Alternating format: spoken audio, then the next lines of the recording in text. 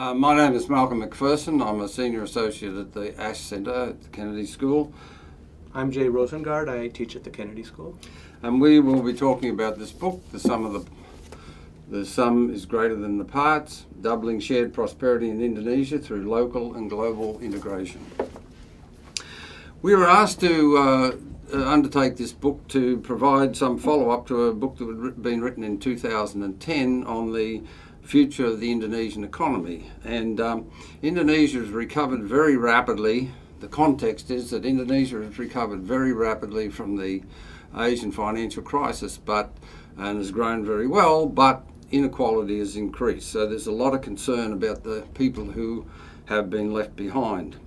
And the government of Indonesia itself has been concerned about this and has promoted through its 5-year plan and plus its master plan for growth out to 2045 this notion of inclusive growth or shared prosperity.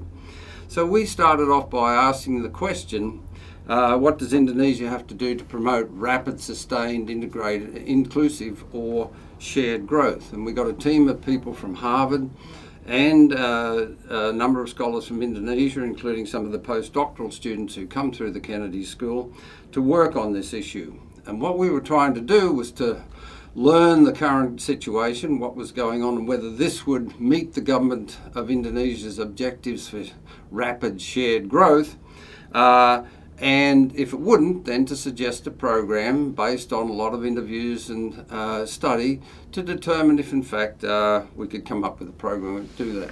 My role was to help pull this team together and to travel around Indonesia, and I went to several of the provinces and spent a long time interviewing up to 750 people in various groups, some one-on-one and some round table, and to run these ideas by them of what Indonesia really had to do to move things along. And we came up with a series of recommendations that Jay will discuss in a minute. One thing I would like to add is that I'm fairly optimistic about Indonesia's future.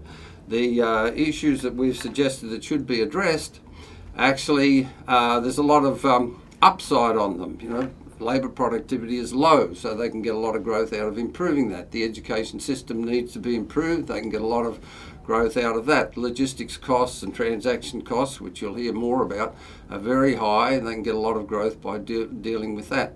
The centre, provincial, district relationships are still emerging, so they can get a lot of growth out of improving that organisation. So I'd like to turn it over. So what are our major findings and recommendations? So for Indonesia to achieve its own objective of becoming an upper middle income country by 2025, they would essentially have to double real per capita GDP over the next decade.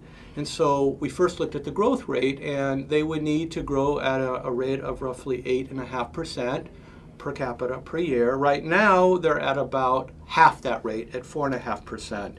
So the growth rate is relatively disappointing. And then we looked at the structure of economic development and discovered that there are also some troubling trends characterized by jobless growth, declining competitiveness, and rising inequality. And there are several indicators. Malcolm mentioned decline in total factor productivity. If you look at manufacturing value added per employee, or signs of inequality like the Gini coefficient, all of these are not going the way Indonesia would hope. Why? Basically, Indonesia is not taking advantage of being a large country or its international comparative, dynamic comparative advantage.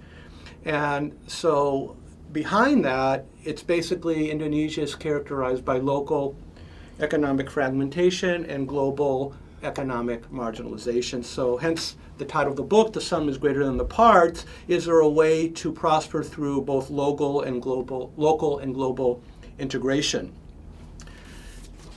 And how might they do that? We would like Indonesia to think about extending and integrating the domestic market and linking it better to the global production and distribution chain.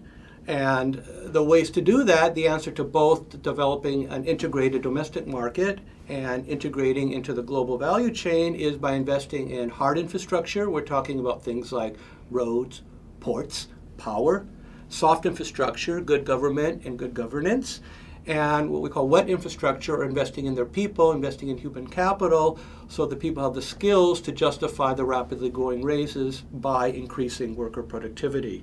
This should in turn decrease logistics and transaction costs and promote productive employment and livelihoods. And we also devote a chapter to the political economy of reform, or the politics of getting things done. And we talk about horizontal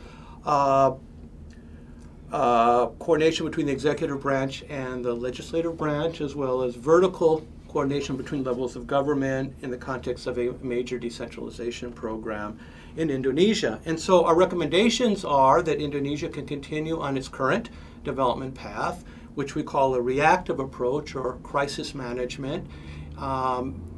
Indonesian economists has called it either muddling through or just muddling, very short-term gains in response to very urgent problems. If they continue on this path, the growth rate will remain too low. It will remain jobless, non-competitive, and unequal. A second approach would be a proactive approach, which Indonesia has done over periods in the past when it's had to confront, for example, malnutrition and food shortages for the Green Revolution, or dealing with the drop in oil prices in the 80s. So some period of reform. What has happened in the past, though, is that once the crisis has been addressed and things are better, there's been a lot of backsliding and the reforms haven't been sustained.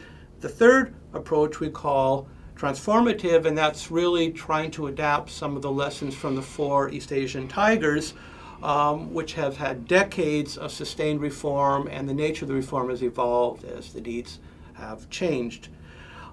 In the end, we don't expect everybody to agree with our analysis or recommendations, but in the lead up to next year's parliamentary and presidential elections, we want these issues to be out on the table. We want them to be openly discussed, and we hope that our book in the end is constructively provocative.